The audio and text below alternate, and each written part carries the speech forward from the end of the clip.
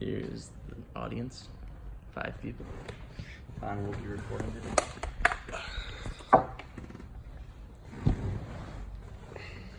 Court Gaines at BusinessInsider.com stated that 56% of all Division I colleges earn at least $20 million in revenue through their sporting programs each year. Now the question still looms. Do the players that earn that revenue through the athletic program deserve to be compensated? As a collegiate athlete and an extensive researcher myself, I believe I am a very reliable source for this argument. There are both positives and negatives that I will include today. These are that athletes need a source of income, paying athletes will attract more talent to the sport, and that salary is less effective than scholarships, and that athletes are just going to be going where the money is. We'll start off with the positives, and that is that sports are a full-time job, and paying athletes will give them an income that they can no longer get outside of it. Dave Anderson at Listland stated that on average, collegiate athletes spend 43.3 hours at their sport. This is equal to, if not more, than a full-time job. That on top of school will lead for almost no time for a part-time job. So another reason why athletes should be paid is that some of the best players don't play because of money. They don't end up going to college because they don't want to pay the tuition. If they go to college to be paid to play, the better athletes will be around.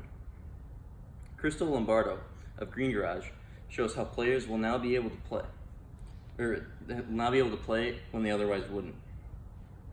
She says that as younger players, they'll be coached harder and put more focus toward their sport, as it is a job in the future, and will provide income for their family. It will also increase competitiveness as the better players are around, because they are working harder at younger ages. I have now covered the positives. It is time to look into the negatives now. John R. Thielen from Money.com stated how salary would not be as effective as the scholarships that are currently given out. His example that he used was that a scholarship worth $25,000 a year will go directly toward tuition or room and board as a $25,000 set. Where if you're paying a collegiate athlete a salary, say $40,000 a year, that now becomes tax deductible as it is through the government.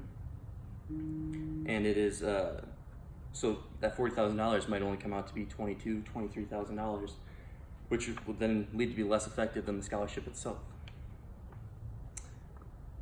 Not only will paying athletes be less effective, it will also have a negative effect on recruiting and athletic decision-making out of high school.